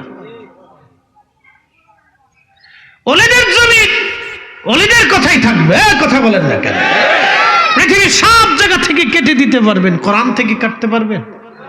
হ্যাঁ পারবেন? পৃথিবীর সব জায়গা থেকে নাম মুছে দিবেন, হৃদয় থেকে মুছতে পারবেন? শাহজালালের নাম মুসলমানের হৃদয় কে দিছে? খাজা বাবা আজমিরির নাম মুসলমানের হৃদয় কে দিয়েছে? আল্লাহ দিয়েছে। ওটা ওই বিলবোর্ডে লেখা লাগে না, সাইনবোর্ড টানান লাগে না, ওটা আল্লাহর পক্ষ থেকে মানুষের হৃদয়ে উদ্গরিত হয়। পারমাণবিক বোমা মারলেও এখান থেকে বের করার সুযোগ নাই। কথা বলেন না কেন? চেঙ্গিস খান পারে নাই, চেঙ্গিস পারে নাই, চেঙ্গিস পারে নাই। 2 কোটি মুসলমান হত্যা করেছিল চেঙ্গিস। আবার সাম্রাজ্য যেই দিন দখল করেছিল চেঙ্গিস, 3 দিনে 12 লক্ষ মুসলমান শহীদ করেছিল। স্পেনের সেই মুসলিমদের পরাজয়ের পরে আহা কত মুসলমানকে নির্বিচারে নির্দ্বিধায় হত্যা করা হয়েছিল। বুঝতে পারছেন? মুসলমানের রক্ত কম ঝরে নাই। হালাকু খান ইরাকের বাগদাদ দখল করে 16 লক্ষ মুসলমানকে হত্যা করেছিল। 16 লক্ষ।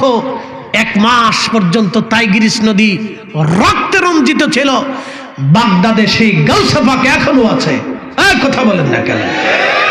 এখনো আছে। পৃথিবী যতদিন টিকে থাকবে, ইমাম মাহদী আলাইহিস সালামের আগ পর্যন্ত ওলিরা টিকে থাকবে।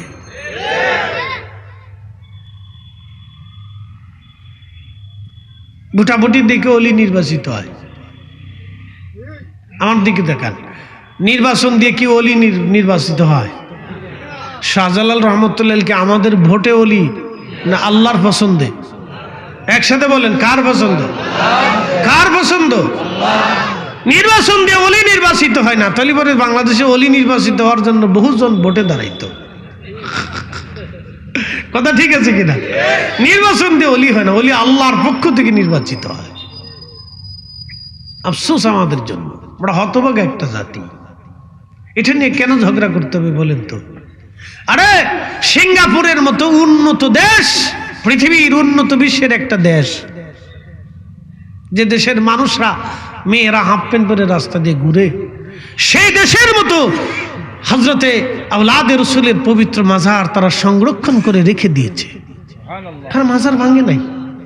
মারহাবা বলবেন না?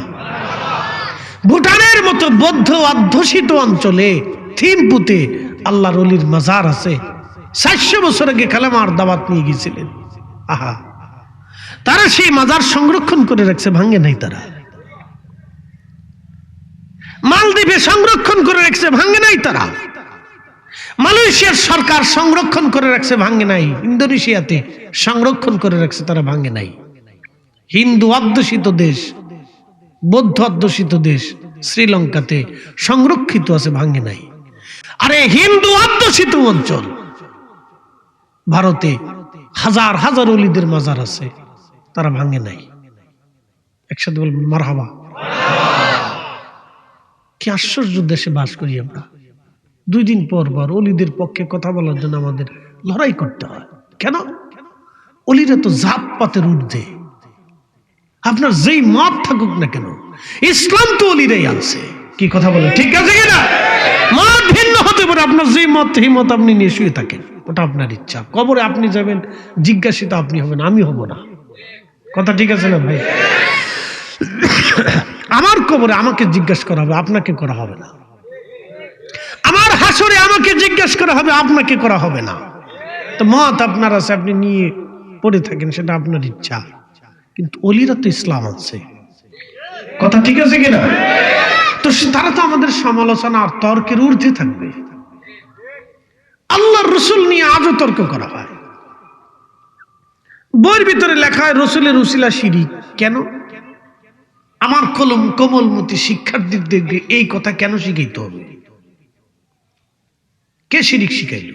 কেন শিরিক হবে? আপনাদেরকে প্রশ্ন করি, বাদ দেন, কিয়ামতের ময়দান যখন কায়েম হবে, হাউজে কাউসারের মালিকানা কার হাতে? আল্লাহ রসুলের হাতে দিছেন আল্লাহ। ইন্না আতাইনা কাল কাউসার, নিশ্চয় অবশ্যই আমি আপনাকে হাউজে কাউসার দিয়ে দিছি। একসাথে বলবেন আল্লাহু আকবার। না হয় না, আরো জোরে বলেন, আরো জোরে। আপনি আপনাকে বলি, হাউজে কাউসারের পানি কি কিয়ামতে লাগবে না? এমন কোন মার গর্ভের সন্তান আছে যে বলবে হাউজে কাউসার আমার লাগবে না? এমন কোন বাবার বৈধ বেটা আছে যে বাবার বৈধ সন্তান অবৈধ হলে কোনো কথা নাই? কেন উতুল্লিম বাদা জালিকা জানিম, যার সন্তান ওটা আল্লাহ রসুলের বিরুদ্ধে চলে যায়। কি কথা কর না কেন? যেটা জন্মে দোষ আছে ওটা আল্লাহ রসুলের ইজ্জতের বিরুদ্ধে চলে যায়। জোয়ানদার বৈধ সন্তানকে জিজ্ঞেস করতেছি, এমন কোন বৈধ সন্তান আছে যে বলবে কিয়ামতের ময়দানে রসুলের হাউজে কাউসার ছাড়া আমি বেহেশত চলে যাব? আছে? কোন মার গর্ভের সন্তান আছে? তাহলে কিয়ামতের ময়দানে রসুল ছাড়া আমরা হাউজে কাউসারের পানি কে পিলাবে? তাহলে কিয়ামতের ময়দানে রসুল আমার উসিলা। কথা কর না, জোরে বলেন। তো মেশরের মাঠে যদি উসিলা হয় তাহলে দুনিয়াতে উসিলা সিঁড়ি কেন হবে? জোরে বলেন। আমার কোমলমতি শিক্ষার্থীদেরকে এটা শিখাইতে হবে। দিন আর ধর্ম কি সুন্নিরা বুঝে না নাকি? পরিবস্থিতি আপনাদেরকে এখনই সতর্ক হতে হবে। ইমানে কিন বড় দামি জিনিস। ইমানের উপর বলিয়ান থাকতে হবে, বিশ্বাসের উপর আপনাকে দায়ন থাকতে হবে, নীতির উপর আপনাকে অটল থাকতে হবে। কথা বলেন ঠিক না বেটি? মুসলিম তো সে মুসলিম যে রসুলের নীতির উপরে দায়েম এবং কায়েম থাকে। মনে রাখবেন, এটা নীতি থেকে বিচ্যুত হবেন না। সামনে রমজান আসতেছে, রমজানের দুটো কথা বলবো। মাদ্রাসাটা আপনাদের কাছে আমানত। কষ্ট হবে? ওই তো নি, ওই তো নি। একসাথে বলেন আল্লাহু আকবার। আরেকটু জোরে বলেন। আমাদেরকে মানুষ হতে হবে। একসাথে বলেন, কি হতে হবে? মানুষ হতে হবে, মানুষ হতে হবে। প্রিয় উপস্থিতি, সামনে মাহে রমজান। রমজানের কথাগুলি বলছিলাম, বলতে বলতে অনেক দূর পর্যন্ত চলে গেলাম। মূল আলোচনার দিকে ফিরে যাই।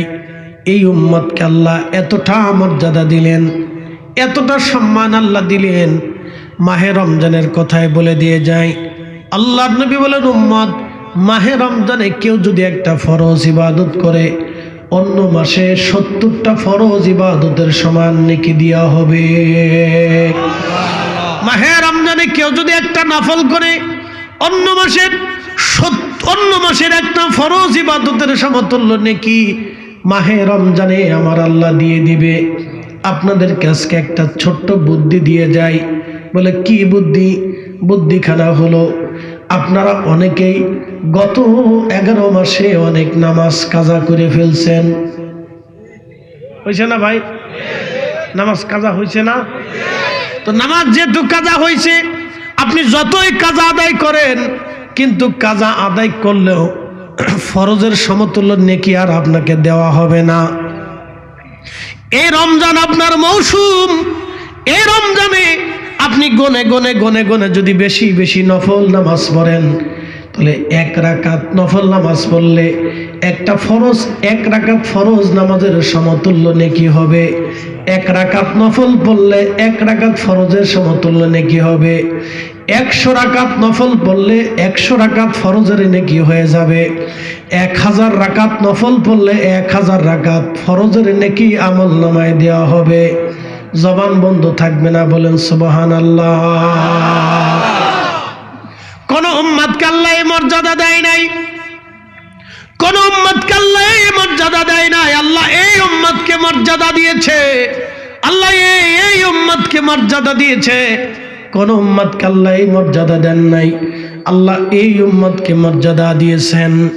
খুব মনোযোগ দিবেন ও কুলাউড়ার মুসলমানেরা। এই জন্য আপনারা মাহে রমজানে অধিক পরিমাণে নফল নামাজ পড়ার চেষ্টা করবেন, কোরআন শরীফ পড়ার চেষ্টা করবেন। আল্লাহ নবী বলেন, উম্মতরে, মাহে রমজান আসলে তোমরা রোজাদারকে ইফতার করাও।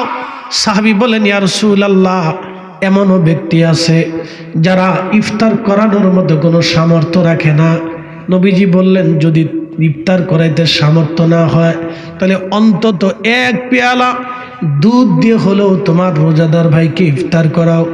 সাহাবী এবারও বলেন, ইয়া রাসূলুল্লাহ, 1 পেয়ালা দুধ খাওয়ানোর মতো কোনো সামর্থ্য অনেক সাহাবীর নাই।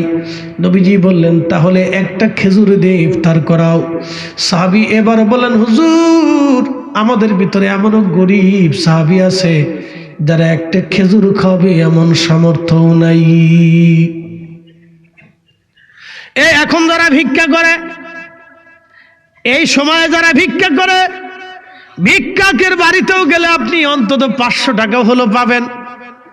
কি কথা ঠিক আছে না? আগামী রাতের খাবার, দিনের খাবার, একদিন 2 দিনের খাবার আপনি পাবেন।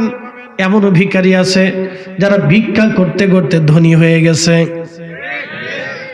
আমার ঢাকা হাসনাবাদে এক বেডির পা নাই, তো বেডি মানুষ পা নাই, মানুষ বেশি করে দেয়, আরে গরিব মানুষ বেশি করে দান করে। আমার এক ড্রাইভার আগে একটা ছিল, ওইটা দুষ্ট, তো যায় জিজ্ঞেস করতেছে, চাচি কেমন আছো? বাবা বালা।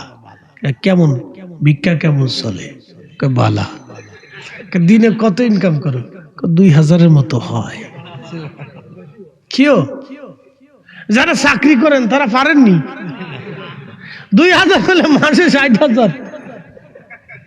যে সরকারি চাকরি করে ডিসি সাহেব তো এরকম বেতন নাই। কি কথা ঠিক আছে নি? ভিক্ষে বেড়ি মাসে 60,000 টাকা কামাই করে। জিজ্ঞেস চাষি আর কতদিন চলবে? বাড়ি বিল্ডিং করছি, বছরখানিক ভিক্ষা করার পরে আর করতাম না। আপনি বুঝেন রসুলের জমানাতে সাহাবীদের দারিদ্রতা কত কঠিন ছিল, যে একটা খেজুর খাওয়ানোর মতো সামর্থ্য সাহাবীদের ছিল না। তারপরে তারা সুদ খায় নাই, ঘুষ খায় নাই, হারাম খায় নাই। এই কথা কর না কেন? সুদের কত লাখে কত দিতে হয়? এই বলে ফেলছে 10,000 কি 6 মাসে না 1 মাসে? আর ডক্টর ইউনূস সাহেবের ওই যে গ্রামীণ ব্যাংক, ওটা কত? হ্যাঁ না না, ওটা কত? আমি গ্রামীণ ব্যাংকে শুনছি বছরে নাকি 10,000, না মাসে 10,000 না 6 মাসে, আমি জানি না এটা। হ্যাঁ বছরে নি গ্রামীণ ব্যাংকে 1 লাখে বছরে 10,000, তাহলে এটা মোটামুটি কম আছে। আর যারা এই যে আঞ্চলিকভাবে সুদ খায়, কিছু আছে আঞ্চলিক সুদখোর, কি আছে না নি? আঞ্চলিক সুদখোর আছে না নি? এরা লাখে নেই কত? 10,000। ওরে ডাকাত, বাপরে মাপ, মাসে 10 লাখে মাসে 10,000। ও ডাকাতের ঘরের ডাকাত, ও রক্ত শুষে খাচ্ছে। এই কথা বলে ওর এই টাকার দিয়ে গরুর গোশত খাওয়া না, এটা শুয়োরের গোশত খাওয়ার মতো। এই টাকা দিয়ে যদি খাসির গোশত খায়, তাহলে খাসির গোশত না, এটা কুত্তার গোশতের মতো। কথা ক্লিয়ার না? ভেজাল আছে? পরিষ্কার মনে রাখেন, মাফ করবেন। কেউ যদি এর ভিতরে থাকেন তো আল্লাহর রাস্তে আপনি আমার মাফ করে দিন। আপনার পায়ে হাত দিয়ে বলতেছি, আপনার বাঁচার জন্য বলতেছি, বন্ধু আমার, আপনিও কিয়ামতে দাঁড়াবেন আল্লাহর সামনে, আমিও আল্লাহর সামনে দাঁড়াবো। বাইরে হয়তো আপনি একটু ভালো মন্দ খেয়ে যেতে পারবেন, আরেকজন একটু কম খাবে, তফাৎ এতটুকুনি বন্ধু আমার। কিন্তু আমরা তো একই মৃত্যুর যন্ত্রণা নিব, আমরা একই মৃত্যুর যন্ত্রণা নিব, আমরা একই কবরে যাব, আমরা একই হাসরে দাঁড়াবো, আমরা একই মানুষ। তাহলে আমি কেন একটু ভালো মন্দের জন্য, সন্তানের জন্য হারাম রেখে চলে যাব? ভাই, কিয়ামতের ময়দানটা বড় কঠিন হবে। আপনাকে কষ্ট দেওয়ার জন্য বলতেছি না, আপনারা আরেকটু পরিষ্কার করে বুঝাই। মাহে রমজানে সারাদিন রোজা রাখছেন, তো রোজা রাখার পরে আমি চিন্তা করলাম আমি আর ঢাকা থাকবো না, তো কুলাউড়াতে আসি, এরা আমার খুব মহব্বত করে, তো আমি আপনাদের দাওয়াত দিলাম যে রবির বাজারে আমি আপনারা ইফতারির ইন্তজাম করতেছি, আপনারা আসেন। তো 200, 500, 1000 লোক ধরেন আমার দাওয়াতে উপস্থিত হইল, গেল। তা আমি সবার জন্য 6 পদের এই ফল, এই 4 পদের বিভিন্ন খাবার আইটেম দিয়ে ইফতার সামনে দিয়ে, এই প্রত্যেক গিলাস এই শরবত গুলাইয়া এই 2, 3, 4, 5, 8, 10 ফোঁটা গরুর চুনা শরবতের ভিতরে দিয়ে বললাম, বাইরে আপনারা বিরাট বড় রোজাদার, আমি ঢাকার থেকে গরুর চুনা একবারে সুন্দর করে রিফাইন করে নিয়েছি, গরুর পেশা একবারে রিফাইন করিয়ে তারপরে ঢাকার থেকে নিয়ে আসছি, শরবতের ভিতরে দিলাম, আপনারা খান। আস্তে কর, কেউ খাইতো নি, মরে গেলেও খাইতো না, না জীবন চলে গেলে ওই সারাদিন রোজারিকে গরুর সোনা দিয়ে এই পানি খাবো, ইফতার করবো, এটা হতেই পারে না, এটা হারাম জিনিস। তাহলে গরুর সোনা দিয়ে শরবত বানাইলে, যদি সেই গরুর সোনার শরবত খেয়ে রোজা রাখলে, ইফতার করলে যদি রোজা না হয়, তাহলে সুদের টাকা, ঘুষের টাকা, অন্যের সম্পদ মারিয়ে দেওয়া, অন্যের টাকা মারিয়ে দেওয়া, সেই টাকা দিয়ে খেজুর কিনা খাইয়া ইফতার করলেও রোজা হবে। আপনাকে বাঁচার জন্য বলতেছি ভাই, কথা শক্তর যন্ত্রণা নিব হবে। একই কবরে আমরা সবাই যাবো, মাত্র 3.5 হাত বরাদ্দ। বসুন্ধরার মালিক বেশি পায় নাই, 3.5 হাত পেয়েছে। যমুনার মালিক বেশি পায় নাই, মাত্র 3.5 হাত পেয়েছে। কাপড়ের টুকরাটাও বেশি হয় নাই, মাত্র 3 টুকরা পেয়েছে। কথা ঠিক আছে কিনা? ব্যাংকে তো হাজার হাজার কোটি টাকার মালিক। কত এমপি মন্ত্রী মিনিস্টাররা কবরে চলে গেল, কত রাজা ধীরাজরা কবরে চলে গেল। বাপ, মাত্র 3 টুকরা কাফনের কাপড় বরাদ্দ হয়েছে, বেশি হয় নাই। কথা ঠিক আছে কিনা? কিছু নিয়েও যেতে পারে নাই। তাহলে আমরা কেন এই অবৈধভাবে সন্তানের জন্য সম্পদ রেখে যাব, স্ত্রীর জন্য রেখে যাব? ও করোনার ছিল, আমার মসজিদের ইমাম সাহেব বলতেছে, হুজুর এই করোনার সময় এক ধনাঢ্য ব্যক্তির মারা গেল করোনার আক্রান্ত হয়ে, আমরা তার গোসল করাইলাম, কাফন পরাইলাম, জানাজাও পড়াইলাম, কবরও খনন করলাম। ছেলেটাকে 10টা বার ফোন দিলাম, শুধু দূর থেকে বাবার চেহারা দেখে যান, আপনি কলিজার টুকরা সন্তান। 10 বারই ছেলেটা জবাব দিল, এই বাবার কবরটা আপনারা দিয়ে দেন, এই বাবার করোনা হয়েছে, আমরা যেতে পারবো না।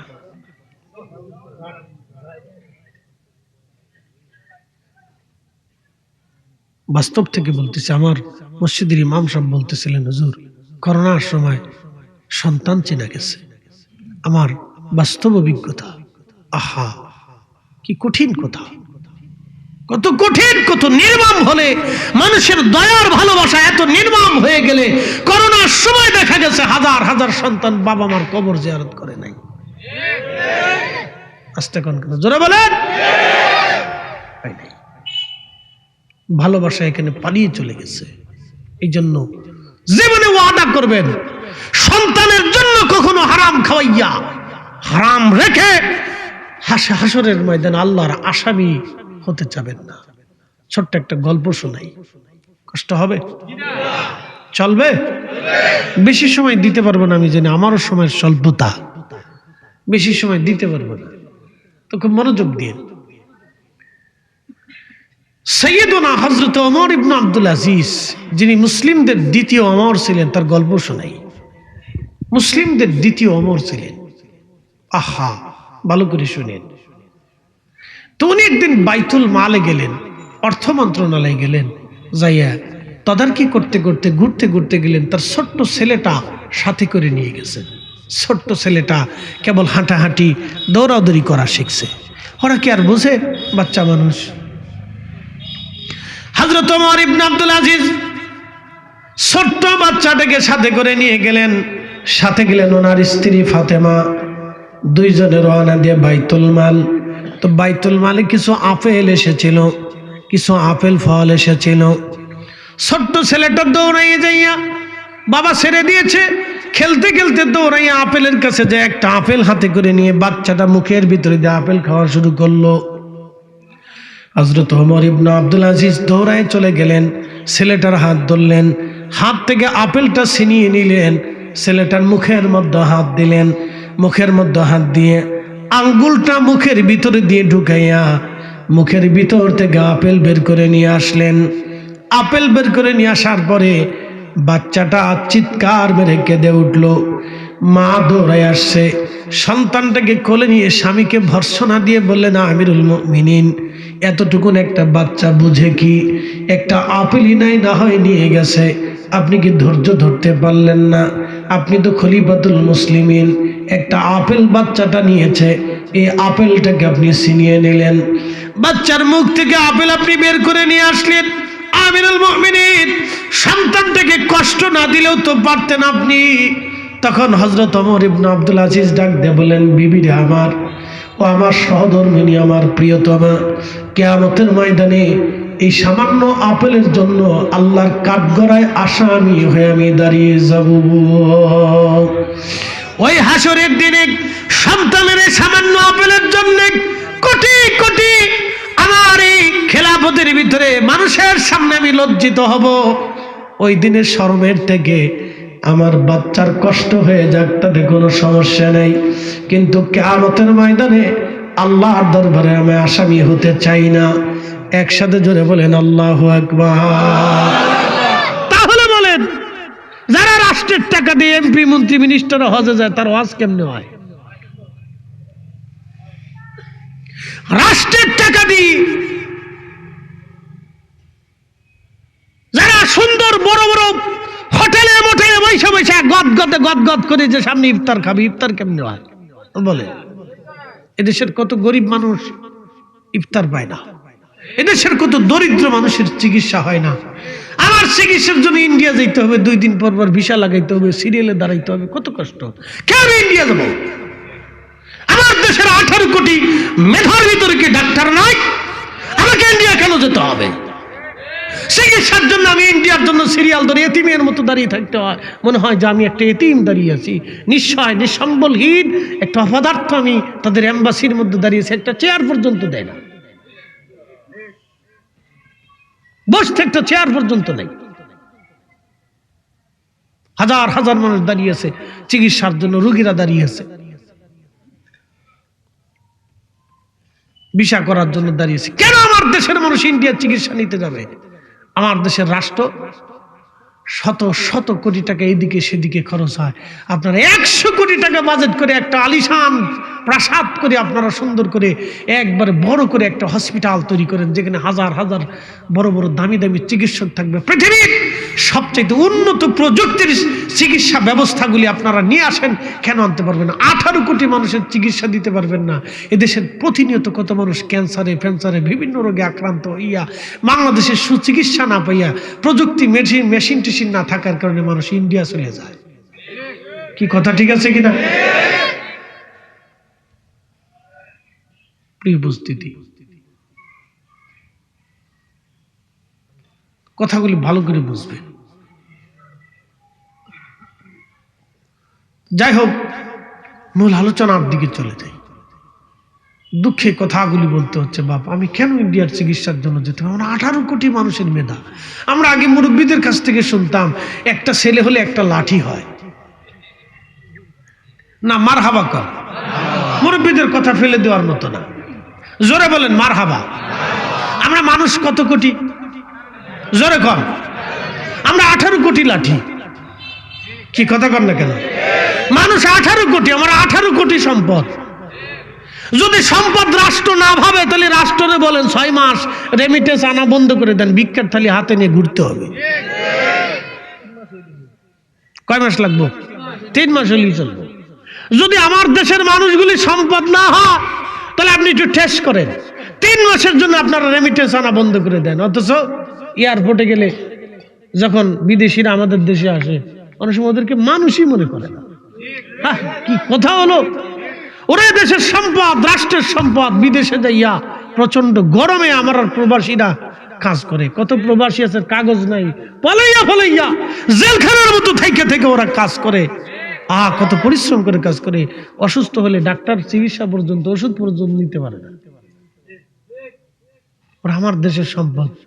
প্রত্যেকটা মানুষ আমার দেশের সম্পদ। ও ল্যাংড়া হলো সম্পদ, ও বোবা হলো সম্পদ, ও কানা হলো সম্পদ, ও আধা পাগল হলো সম্পদ। প্রত্যেকটা মানুষ সম্পদ। যেদিন এই রাষ্ট্র প্রত্যেকটা মানুষকে সম্পদ মনে করবে, সেই দিন এই রাষ্ট্র অনেক সুন্দর হবে, নতুন হবে না। প্রত্যেকটা মানুষ সম্পদ। পৃথিবীর কত দেশ আছে মানুষ বাড়ানোর জন্য, রাশিয়া তারা প্যাকেজ ঘোষণা করছে যে তোরা সন্তান জন্ম দে, তারপরে জন্ম দেয় না।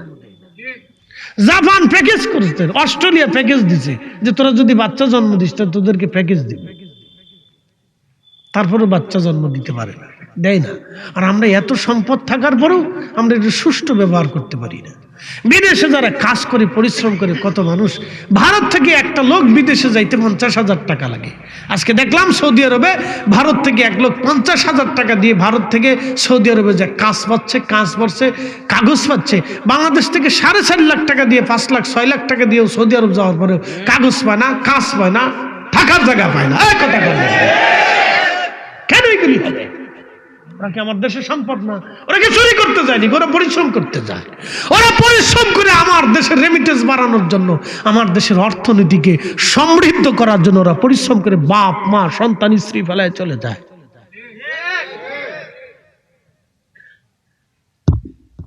প্রিয় উপস্থিতি, হাজিরিন, কথা তো বলতে বলতে নির্বাচন সামনে, অনেক কথাই বলে ফেলছি। তা আমার দেশের প্রত্যেকটা মানুষ সম্পদ। একসাথে বলবেন আল্লাহু আকবার। না হয় না, আর একটু জোরে বলেন। প্রত্যেকটা মানব সম্পদ। এটা দামি সম্পদ, পৃথিবীতে এই সম্পদ সব দেশে নেই, এটা আমরা আল্লাহ দিছে। কিন্তু এই মানব সম্পদটাকে আমরা সুস্থ ব্যবহার করতে পারি না। খাবারে ভেজাল, পানিতে ভেজাল, এখানে ভেজাল, সেখানে ভেজাল। প্রত্যেকটা মানুষের চেহারার দিকে তাকিয়ে দেখেন পুষ্টিহীনতায় ভুগতেছে। আমার দিকে তাকান, আমি পুষ্টিহীনতায় ভুগতেছি। বলে হুজুর কেন এত ভালো মন্দ খাচ্ছেন তারপর পুষ্টিহীন কেন? হ্যাঁ পুষ্টিহীন। আমার বয়সে একটা আরবের দাঁড়া করান, দেখবেন আমার থেকে হৃষ্ট পুষ্ট অনেক সুন্দর। আমার বয়সে একজন আরবের দাঁড়া করান, ওনার বয়সে একজন আরবের। বাবার বয়স কত? কত বয়স? 86 বছর।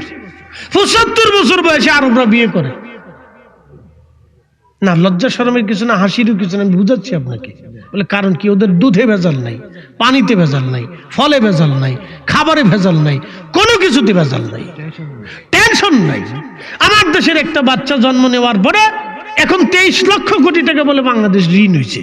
তো তা যদি হয়ে থাকে তাহলে আমার এই বাচ্চাটা, আমার ছোট্ট সন্তানগুলি বড় হইতে হইতে এই কোটি কোটি ঋণ মাথায় নিয়ে বড় হবে। তো ঋণ দিবেন না, ভাত খাবেন না, কি খাবেন না, ফল কিনবেন, কি তা করতে? তার ভিতরে আবার আছে ভেজাল, ভেজাল খাবার। এই ভেজাল খাবার দিয়ে দিয়ে আমাদের দেশের মানুষের বাচ্চাদেরকে একবারে ক্যান্সারে, ফ্যান্সারে, বিভিন্ন রোগে আক্রান্ত করছে। 3.5 কোটি মানুষ কিডনি রোগের সাথে আক্রান্ত। এদেশের 18 কোটি মানুষের 8 কোটি মানুষ ডায়াবেটিসের সাথে সম্পৃক্ত। এই ভেজাল কারা দেয়? কুত্তাই দেয়। কথা কর না কেন? তো যারা ভেজাল দেয় তাদেরকে ধরা কি রাষ্ট্রের জন্য কঠিন কিছু? তো ওয়ান টাইম ব্যাপার, 24 ঘন্টা টাইম লাগবে, মাত্র 24 ঘন্টা। ওর 14 পুরুষ পর্যন্ত ধরে আনা যায়, 24 ঘন্টা টাইম, কোনো ব্যাপার না। রাষ্ট্র যদি চিন্তা করে 24 ঘন্টায় বাংলাদেশের চোর ডাকাত ধরিয়ে একবার বাঠাম চালান দিয়ে দেবো, তা রাষ্ট্র পারে। কি কথা ঠিক আছে না ভাই? রাষ্ট্র পারে, কোনো ব্যাপার না। কেডাই এদেশে গাঁজা বিক্রি করে প্রশাসন জানে কি? জানে না। তারপরে গাঁজা বিক্রি হয়, তারপরে বাবা বিক্রি হয়, তারপরে ইয়াবা হিরোইন বিক্রি হয়।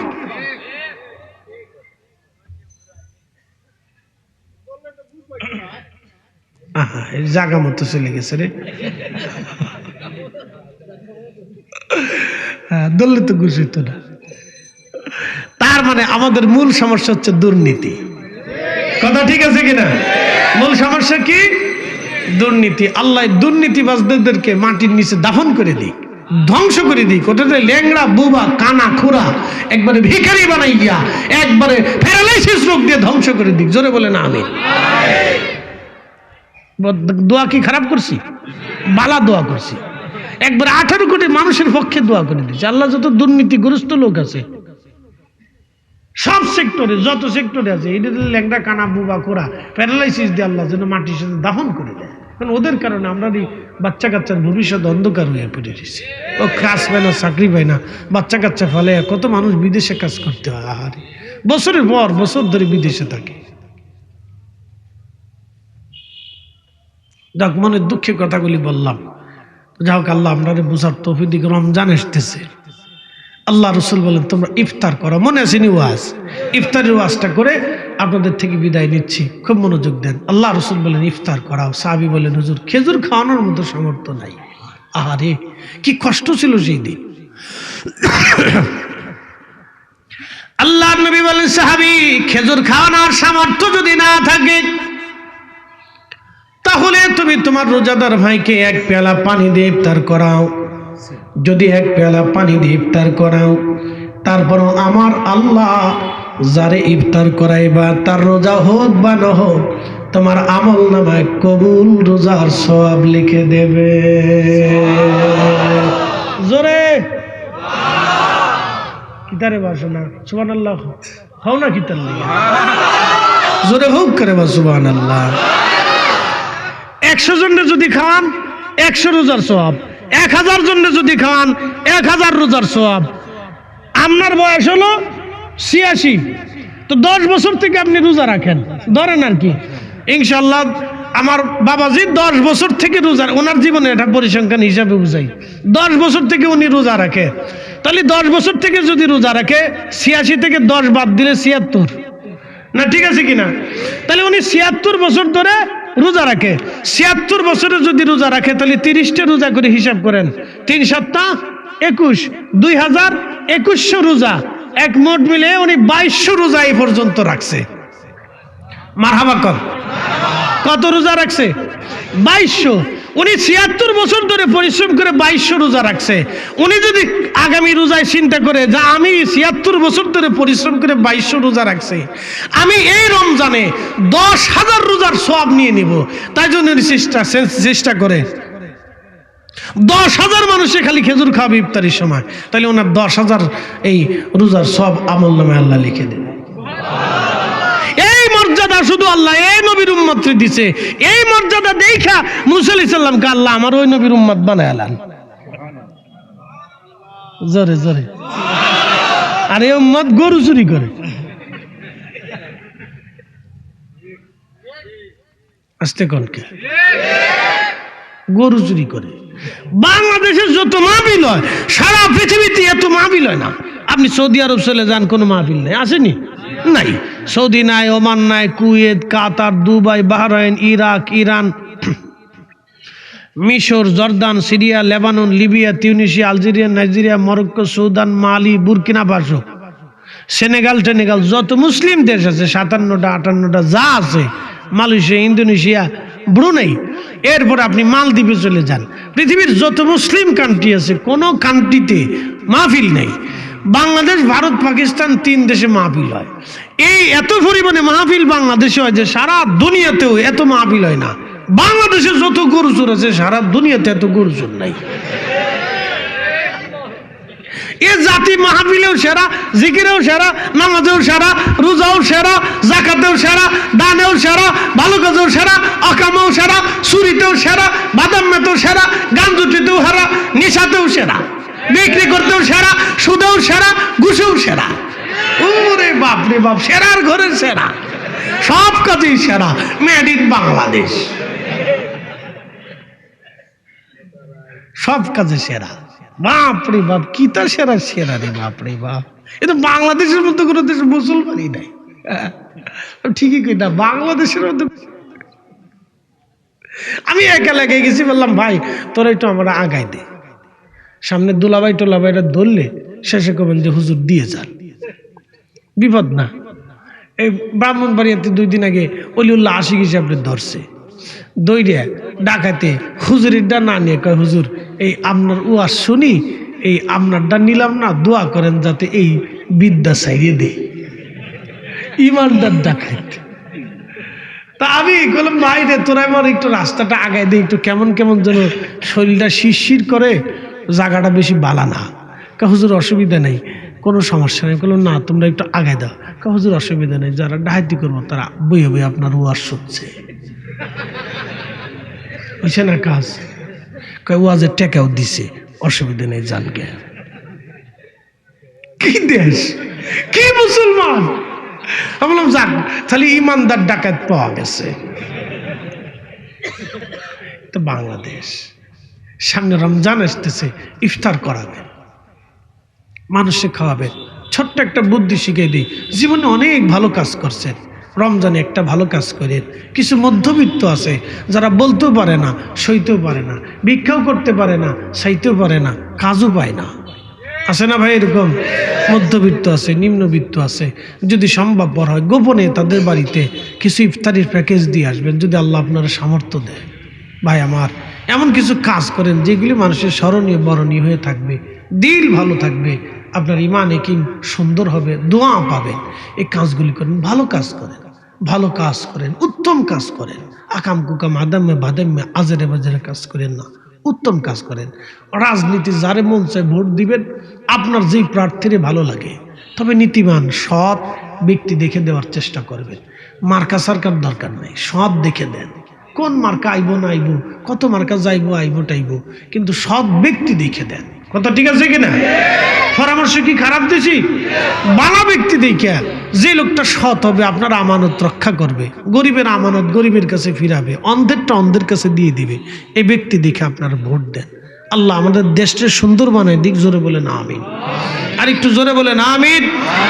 মাদ্রাসার জন্য আমি আপনাদের কাছে এই মাহে রমজান আসার আগে একটা লোক লড়াচড়া দিবেন না। যদি উঠে যান তাহলে বুঝবো আপনি কিপটিয়া, কিপন। টাকা আপনার কাছে আমি পকেট থেকে উঠাই নিব না ভাই, জোর করে দেওয়ার জিনিস না ভাইরে।